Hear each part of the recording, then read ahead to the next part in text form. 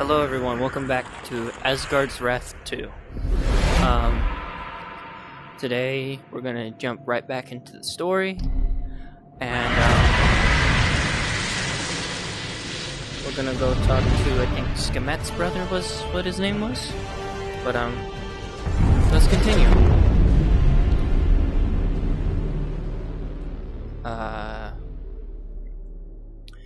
As always, I hope y'all end up enjoying the video. Leave a like and subscribe. You are welcome. And oh yeah. So in the last video, what happened was we tried out. We talked to DM over there. Oops. Talked to DM.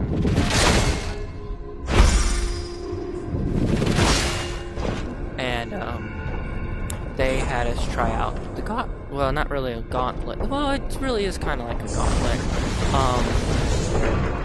If you think about it, this, whatever it was, is, in a way, kind of like the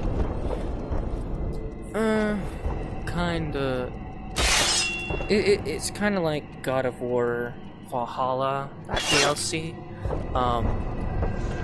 But at the same time, let's continue with Praxis.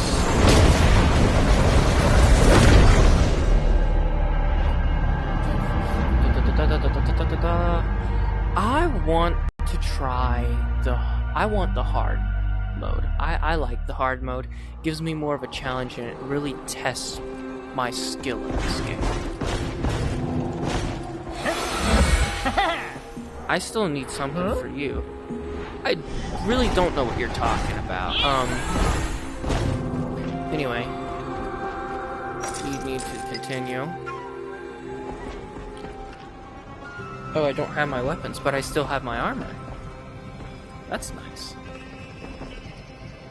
The way all this works is Your really... mortal suffers you well. Huh? You have proven yourself. To me, to your mortal, and the others here. They are more like family than my own uncle, Set. What happened to Set? Yeah, who is Set? Let me show you. Hold your hands to mine. Okay. Are you blind?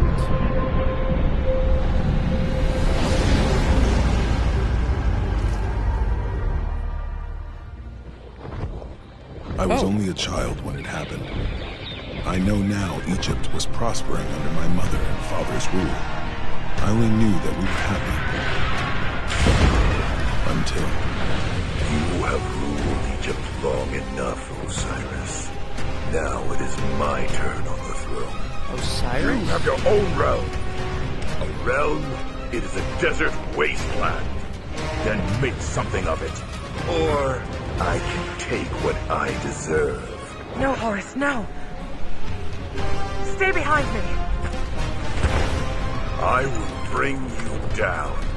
Take this kingdom as my own. What? If you can defeat me, Egypt is yours. How generous.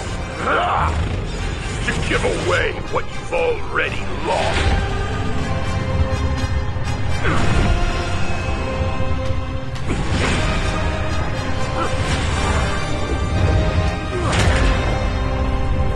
Go and leave my family alone.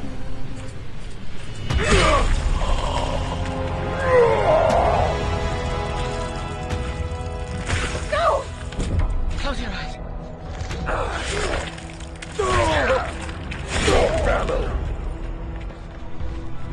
I said, Oh my god. Hold tight. time to join your husband at the bottom of the Nile.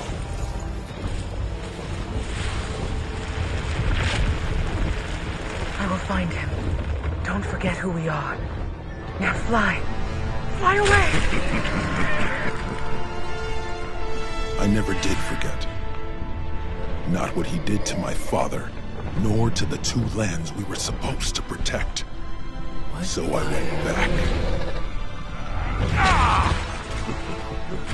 Nephew, you broke. Enough to finish you! Same as your father. He lacked vision. And now, so will you. I was right. He is blind.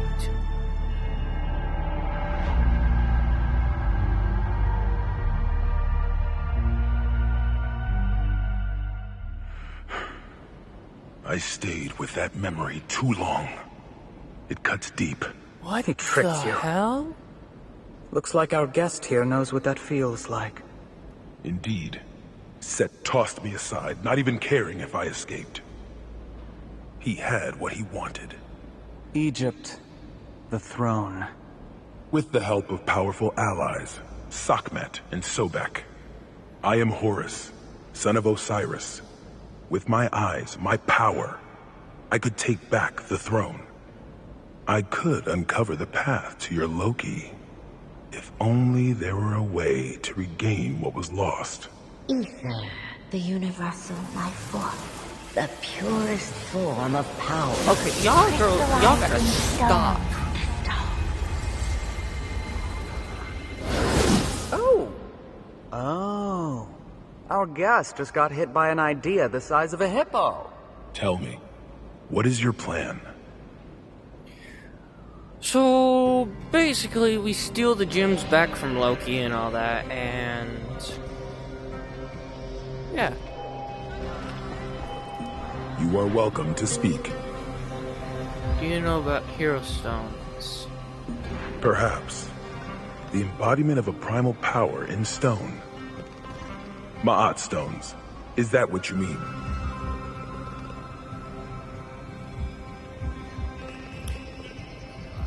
Sounds I have similar. heard stories about such magic, that it predates the primordial mound itself. Could you restore my power with these Ma'at stones?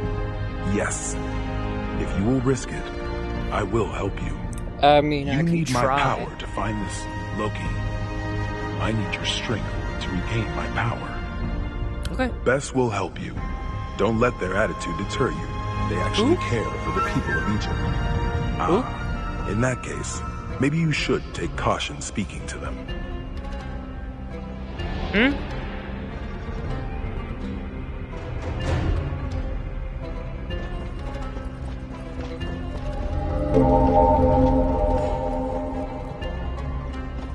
I am sorry about your father, though. That was brutal.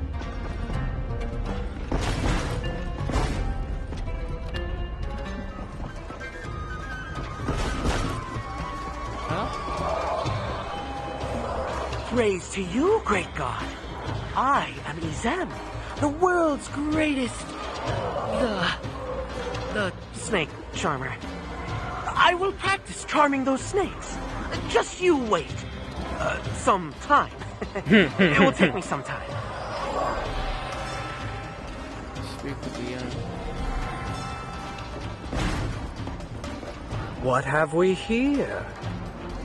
Oh, you're Bess. Oh, my bad.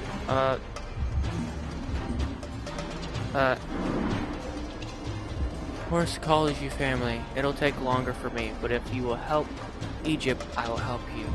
How can I help Egypt? An excellent question. Our sanctuary lacks certain comforts, such as beer worthy of its drinker. Look on the posting board for a list of flora I need to improve our stock. Okay. I better get going. Not so fast. Horus will want you traipsing through the desert with only your mortal and a dream. But he's wrong-headed. Whatever he tells you, you need more allies. Begin with Ptah, the craftsman. All else will follow.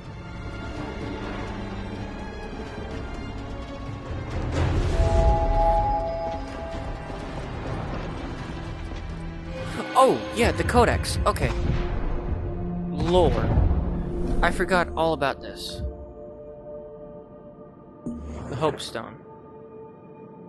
A stone of great power materializes whenever you overcome a great threat. You know these stones as hero stones, but Horus calls them Ma'at stones.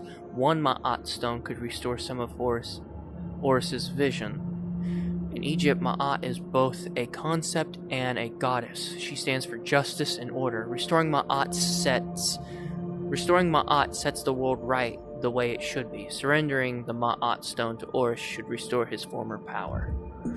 Saga 1. At the behest of the Weavers, you enter the mirror of destiny in pursuit of Loki. Instead, you stumble upon the temple of Atum, where a tomb robber clings to life. You possess this mortal, Abraxas, and bring him to safety. You and Abraxas endure a vicious sandstorm before a mysterious figure bears you back to a hidden outpost in the desert. There you find kindred souls who recognize your divine nature. They offer you a safe haven. The leader of the outpost reveals himself to be none other than Horus, the rightful heir to the Egyptian throne. You enter a partnership with him, help Horus recover his foresight, and he will use his power to find Loki.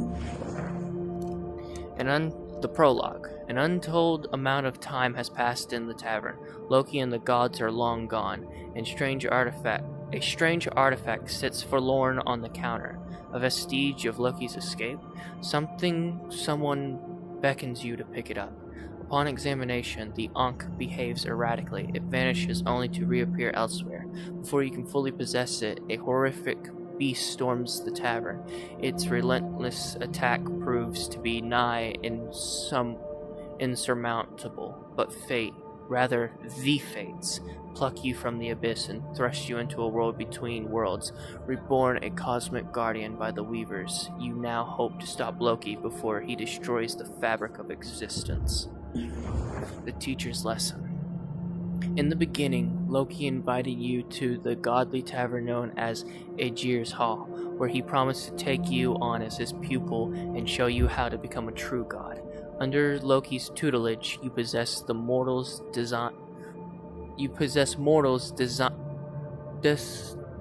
destined to rise up against gods and giants alike. In exchange, Loki asks for the strange stones left in the wake of your rivals' defeats. One by one, the other Norse gods came to recognize you, or so it seemed, as Loki had one last lesson to teach. At last, he revealed his true intent to use the magic stones to escape. For Aegir's Hall was no mere tavern, but in fact an illusionary prison deep within the yawning void, and now it is your cage. Hero Stones. As Aether is the force that creates us and sustains all living things, even mortals possess trace amounts of ether. The destinies of mortals are prescribed by the Weavers. The destiny of mortals prescribed by the Weavers may lead to the manifestation of ether in crystalline form. The trickster Loki knew of this. He called them Hero Stones, cultivating the victory you felt for fighting them. From a vengeful fighter reclaiming her family's honor, a priest who held on to his faith, a greedy dark elf, and the smallest yet most courageous giant, all willingly handed over to Loki, who used them to escape his prison deep in Gingungap.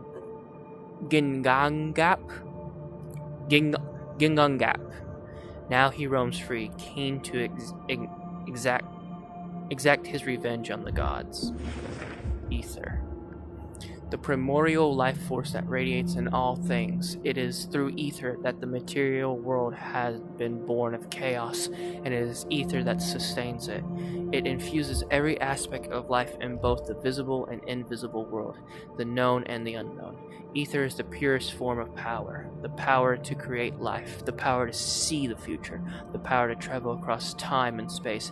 It makes balance and harmony possible. It is also what makes disorder and chaos possible. In the wrong hands, ether has the disastrous potential to turn the physical world into a vast timeless expanse, to turn all existence to nothingness. Beings. Okay, I guess we'll start at the bottom. Loki, the god of Asgard imprisoned. The gods of Asgard imprisoned Loki, God, I can't read. The gods of Asgard imprisoned Loki, god of mischief, for the murder of Baldur, Odin's son. There Loki created an illusionary tavern where he lured a newborn god who he tricked into aiding his escape. Heimdall. The disarmingly effervescent guardian of Asgard. Heimdall possesses great knowledge and keen foresight. Heimdall knows well the dangers that the trickster Loki poses, and knows that his escape bodes ill for all the realms. Heimdall carries the great horn known as Gillarhorn. If I'm pronouncing that wrong or right, please let me know. At all times, if grave danger were to befall the Norse Nine Realms, the resounding blast of this mighty horn would reverberate across the home world of gods, mortals, elves, and giants alike. And this is the same horn that also causes Ragnarok. Aegir, the renowned alesmith and proprietor of Aegir's Hall, a mead hall frequented by gods, goddesses, and elves. Although most giants are antagonistic towards the gods, the sea Jotun Aegir hosted many divine banquets for them. One fateful night, Loki caused a great uproar during a feast and was banished from Aegir's hall. His right hand is an iron hook, and his right leg is a wooden peg. He prefers not to talk about the incident that took his limbs. Tyr, the god of war Tyr, ruled over the stormlands of Midgard and the Norse homeworld of humankind with an iron fist. An ominous being of fire, metal, and pain. Tyr invokes fear and reverence through the realms. Tyr fomented civil war among the humans, pitting members of the same Viking clan against each other. He amassed his own warrior cult to tempt them to sacrifice all bonds, all humanity, for battlefield glory. Loki challenged you to take on Tyr as your first step towards becoming a true god. When you stood over Tyr at last, the brooding god begrudgingly admitted defeat. He also warned you not to trust Loki. Baldur, a god known for his beauty, wisdom, and innocence, earned the respect of almost all the Norse pantheon. The gods loved him, and the people called him the Shining God due to his radiant aura. The son of Odin and Frigg, he could have succeeded his father, but had a premonition of his own death. Frigg made the living swear to do no harm, all except mistletoe. Loki used it to create a dart that killed Baldur. It makes sense now. Baldur's death is a step on the path to Ragnarok. The gods captured Loki for his crime and imprisoned him away from all, never to escape and wreak havoc, until he nurtured a fledgling god that could free him.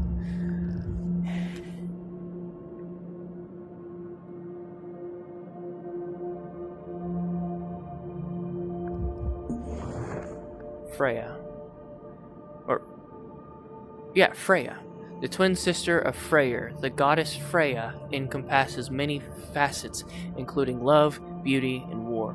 One of the most powerful goddesses in the Norse realm. She leads the Valkyries and wields powerful magic.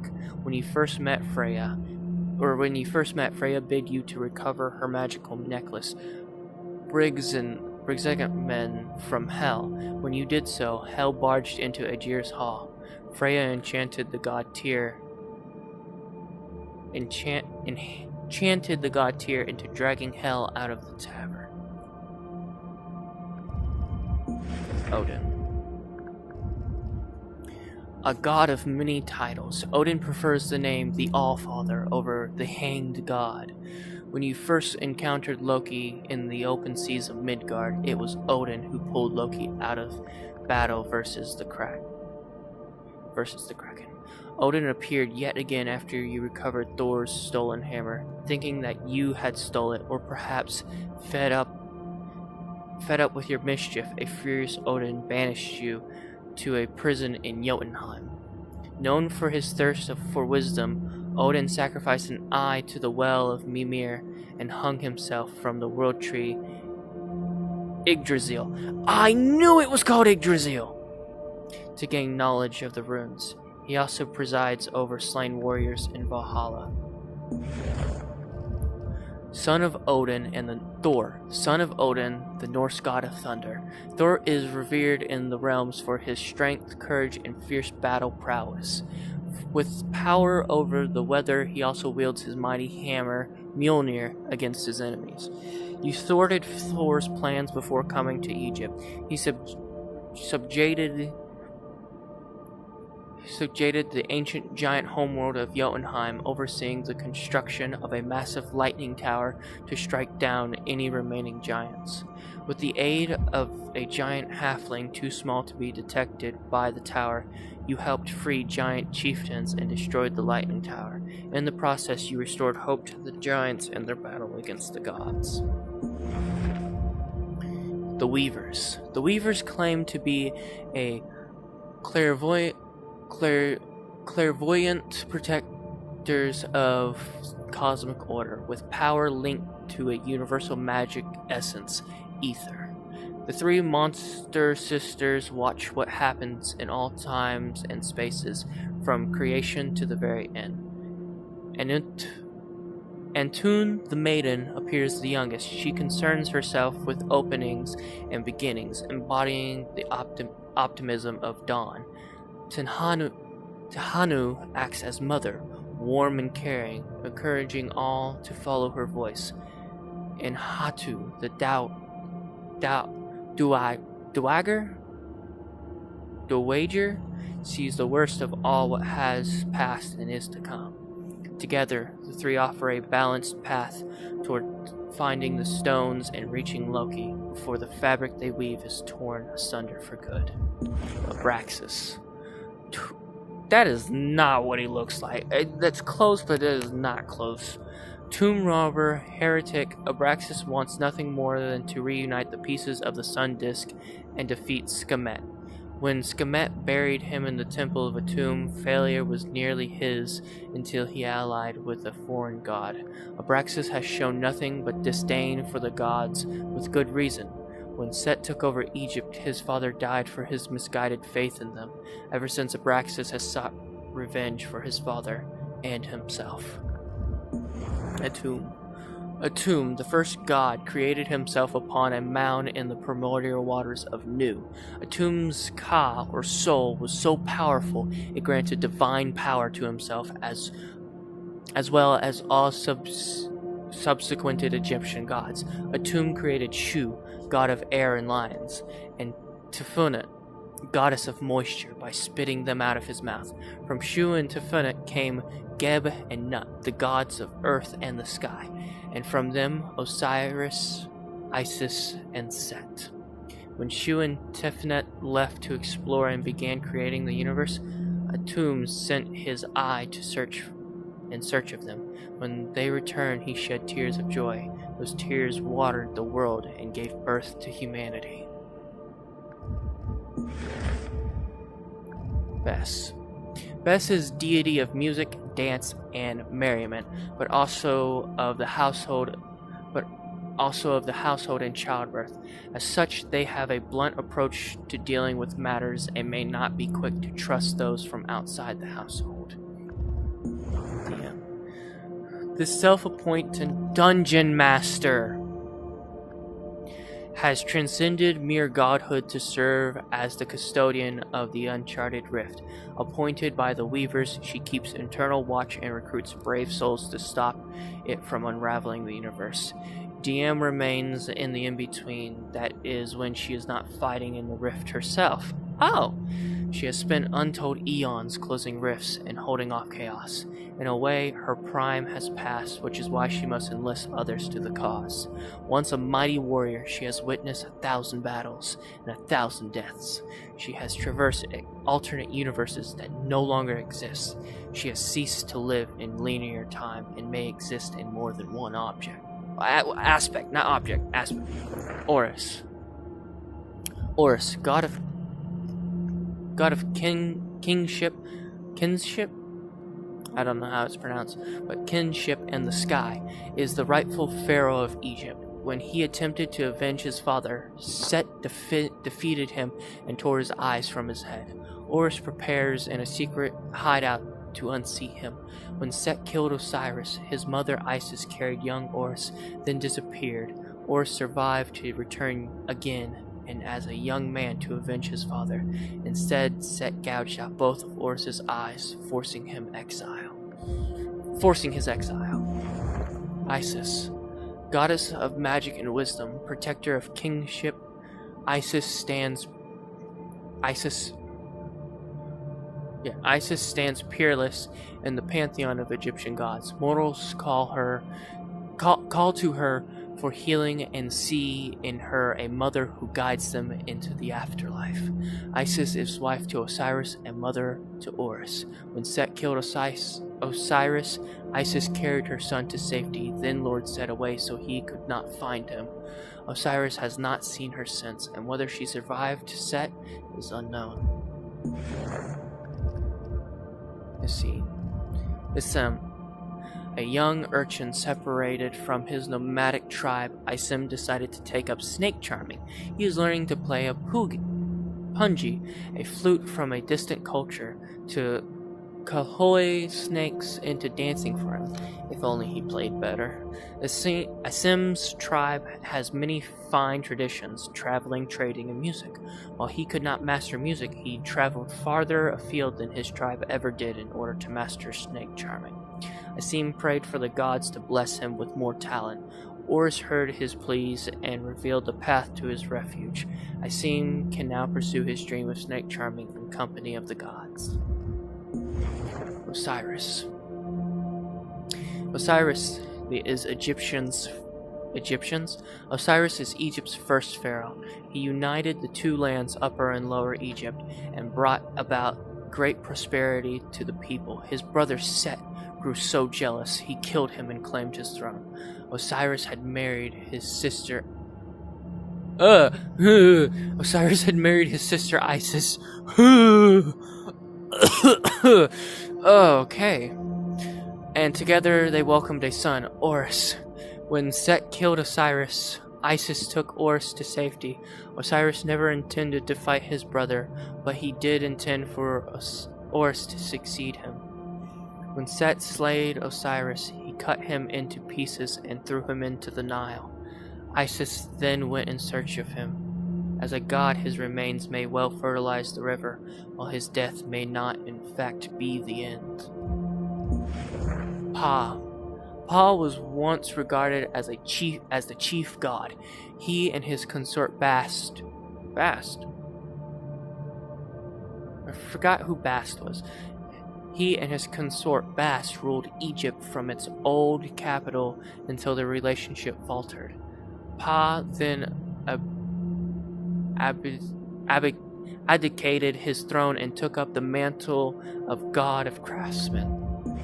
Skamet, she who mauls, the lady of slaughter. Skamet is the warrior goddess of healing. The pain she inflicts, she can also take away. She sought to wreak vengeance, and in her bloodlust, she was able to corrupt her. Set has transformed from beloved sky god and brother to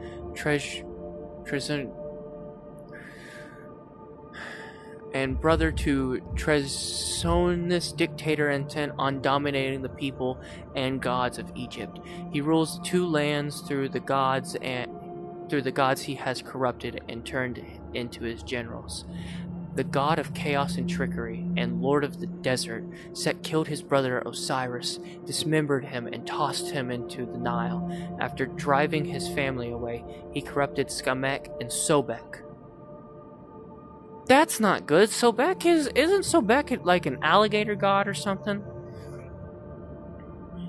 Or a crocodile god to enforce his law. Set believes himself the best possible ruler to lead Egypt into the future.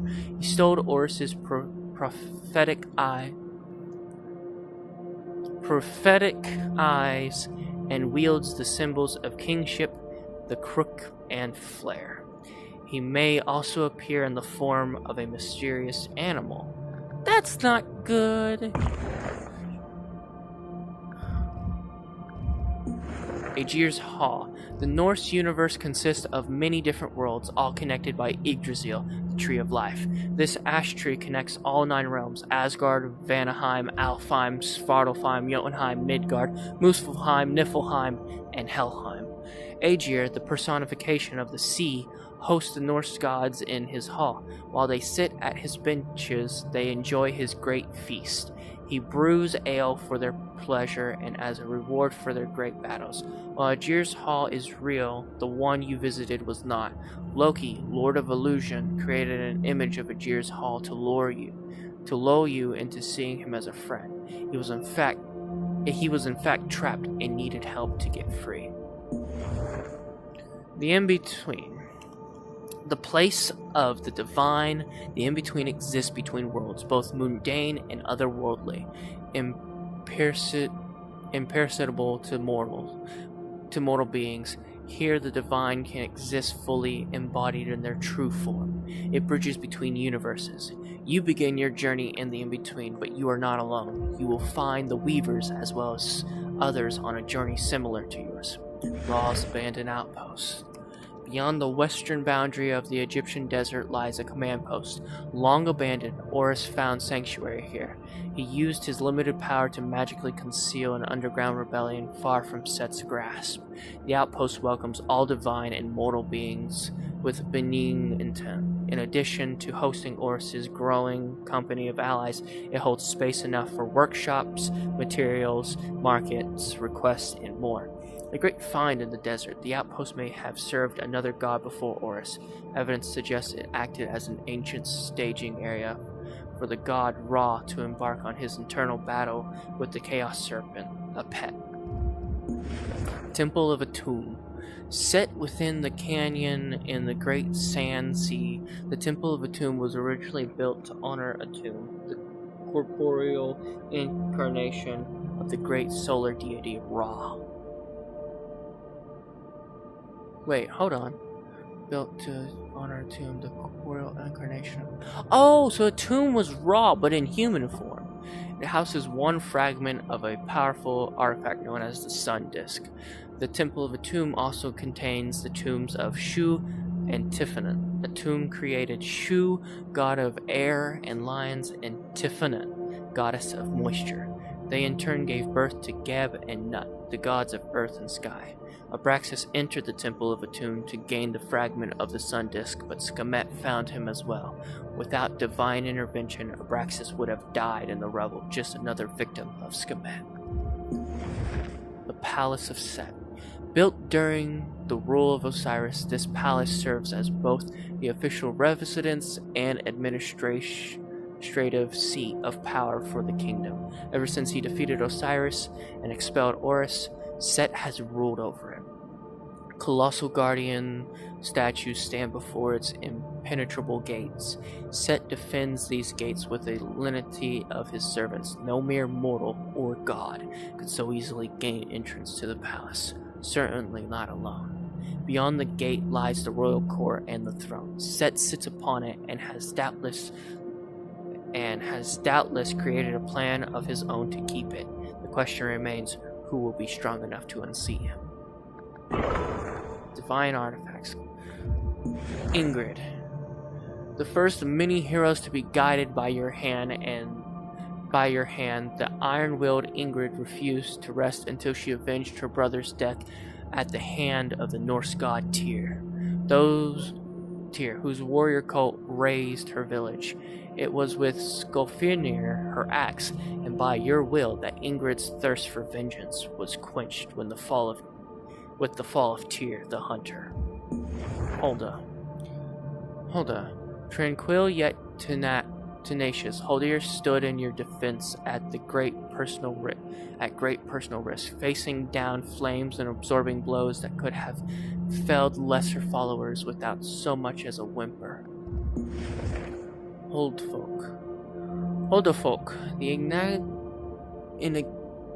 enigmatic Huldafolk appear to love their riddles above all else. They are few and far between, presumably because very little of their presence goes a long way. Bestiary. Oh, there's more.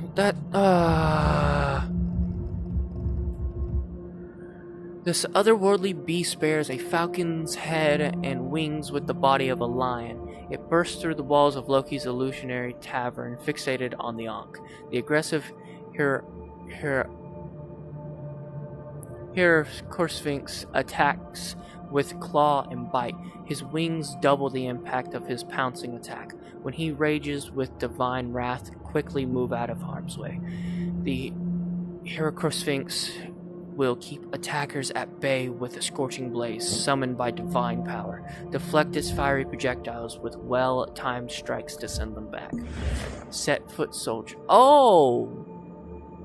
Okay, that makes sense now. Set foot soldiers. Once human, these soldiers pledged their fealty to the god Set in order to gain access to his power. He has yet to grant them more than a modicum of what he promised. For the weakest among them, his power will forever just be out of reach. Any strike or ploy will cut into these feeble warriors. Whether it will amuse you or Set, more remains to be seen. He has set them out as fodder to lure enemies in the battle. They well know their weakness, however, so they have enough sense to hide behind cover. Catch them as they run, or whenever they enter the circle of battle. Set Zealot. Once humble adherents of Set's cult, their faith has been twisted against them. The Zealots of Set's army will not balk at any task and throw themselves at the enemy with acrobatic abandon. A dangerous enemy on first encounter, the Zealot will easily topple under attacks slipped in through various windows of opportunity. Parry and bash with a shield for the perfect recipe. Zealots prove an even greater threat when part of a group. Push for the opportunity to take them out, then hit them at range for the greatest of ease in defeating them. I didn't leave the captain, but it's fine. Oh yeah, there's definitely more. Okay. The envy of Set's followers, the clerks. Magic grants them safety from the perils of close combat. They offer benediction in the form of suffering to Set's follower, and in the form of death to his enemies. Clerics flee from any approach, determined to wield their magical advantage to its fullest. Range attacks best take them down. Chasing them into a corner could provide an alternate, though less efficient manner of defeating them. Their magic could also lead to their undoing, for they can claim no immunity to Set's powers. Deflecting and redirecting their magic back towards them could get them the most fitting end. Set Captain. I remember you. The captains of Set's army have proven themselves in battle, surviving where most foot soldiers fall. Set has armed and trained them, but greater still awaits them if they hold the line. The runic armor they bear could prove their greatest weapon. An enemy may endure endless measured attacks before taking a single blow. Dispatching a captain requires dispatching his armor first. Small opportunities may present themselves to chip away at the runic armor. Seize the moment when they jump to attack or taunt you. For maximum spite, strike while they start or end a lethal attack upon you. I'm recording, but yes. Yes. Once blessed, or Desert Shield Caster. Once blessed by the gods, Desert Shield Casters cast themselves out of the divine light. They steal a portion of that divine magic as they wander out to seize whatever they can to continue their journey. Shield casters cast their magical shields to wound any opponent who fails to deflect them right back at them. Even at close range, this shield caster wields the shield to defend against weaker attacks. Shield casters know their place in the battle, preferring to hang back and cast their shield while other Libu take the brunt of the attack. Desert Spear Maiden. Once called nomads, they now have earned the name of outlaw, having abandoned their tribe and the lands of the west. They clear the path for the ones to come, honor them, or get out of the way. The Spear Maidens hold no love for anyone, perhaps not even the bands they protect. They stab an enemy with impunity, so prepare to parry or fall like other enemies. A successful parry does more than avoid pain. It reveals a weak point that you can exploit. Beware, the Spear Maidens want to steal your attention away from their allies who attack at range. Desert Curse Slinger. Once respected members of society, the Curse Slingers traded respect for power and the quest for treasures in Egypt. So they say. They may equally enjoy wielding their wild magic without restraint or remorse. The Curse Slinger's skill with a bow, evidenced by their ability to fire magical arrows, would be the envy of many ranged fighters. Underestimate them in battle, and they will take their toll in blood.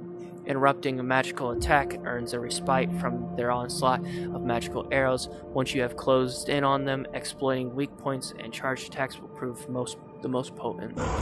Wildlife. Desert Scorpion. These large arachnids can be found across the Great Sand Sea, hidden beneath its dunes, caves, and within monuments to the gods. Their pincers and stinger can make quick work of anyone within melee range. They are also able to launch globules of poison from their stinger at those who choose to keep their distance. And I don't even get to record today. Vile Hornet. These oversized hornets are known to create extensive underground networks throughout the desert sands, attacking any who threaten their nests. Such swarms have been known to overwhelm even the largest foes. Hornets shoot painful venom and typically attempt to keep their distance, but can deliver devastating melee attacks when at close range. I'm not gonna read the tutorial. Okay. They teach me all this already. Peace. That's my guardian.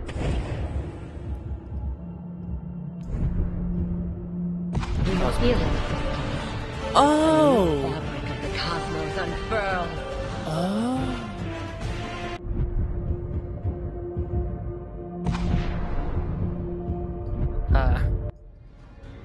Okay.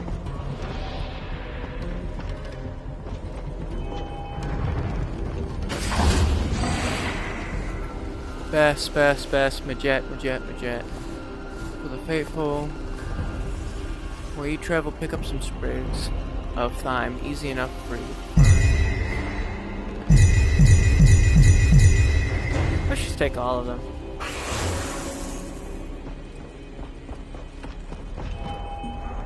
I am trained in battle, but I would not defile a tomb. The mortal who waits for you, he does not seem to mind. I will be watching you. Yeah, go ahead. You gonna hit me back as well? No. Quest book. What am I supposed to do again? Talk to Bess, talk to Oris, tell Oris that you're ready. Oh. Imhotep, traveler. Does something still trouble you? How should I prepare to face Skamek? Your mortal believes the sun disk will lead to her, but he had no plan beyond collecting its fragments. Find the fragments in the temples of the Great Sand Sea, then return. you will need help to unite the disc. Does something still trouble you? What of your mother? I did not see her again after that day. I can only assume she joined my father in the Nile. Do not feel for me.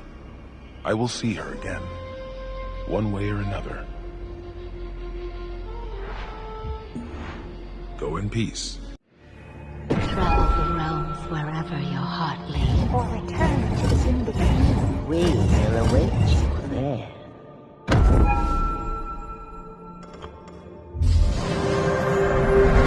Return safely.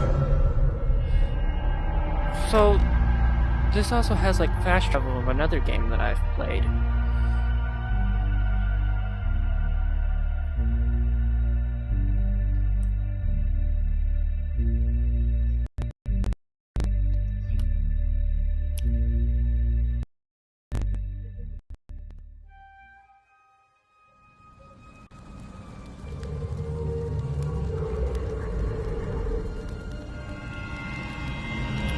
Saga 2, an eye for an eye.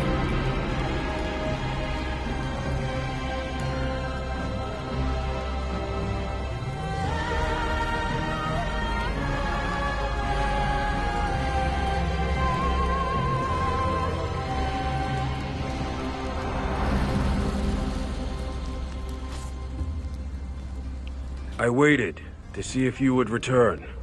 So, unless you can grant me immortality, we should hurry. The dry desert shrivels the living as easily as the dead.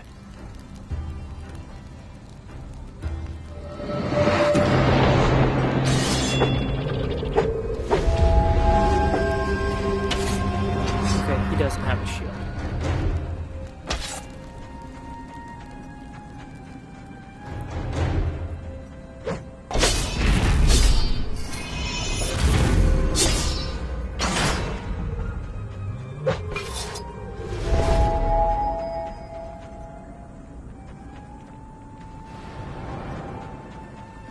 Escape the source of the smoke. What smoke? Oh, sheep. Oh, I have a map. I forgot about that.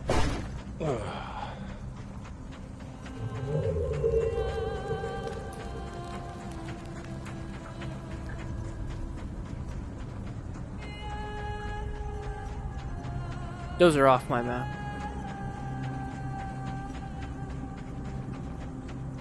This cargo, all the way from Kush.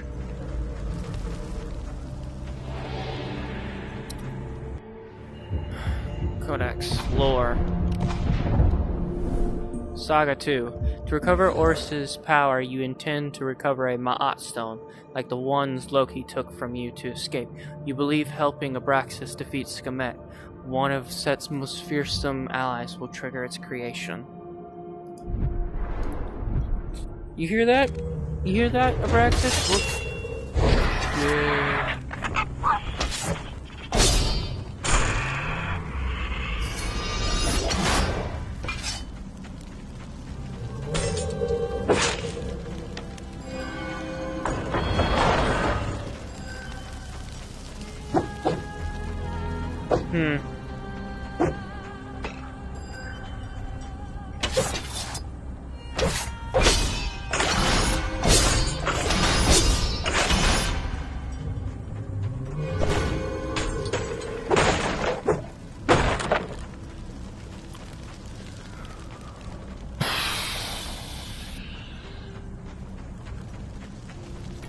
Curious about what's over here, though.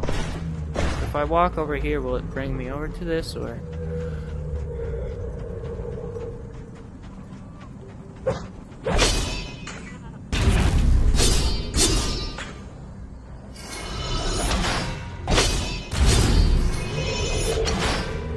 What is making that noise?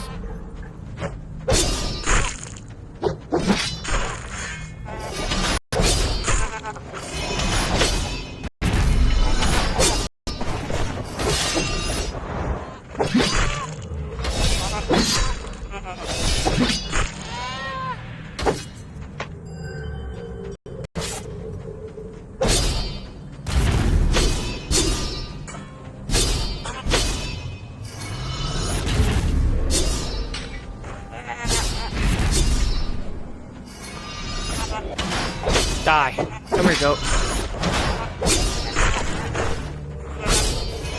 Come here.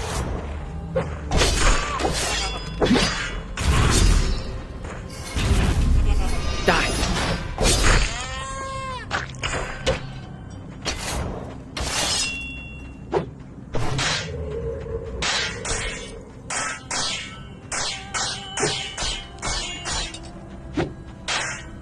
Clink, clank, clink, clank.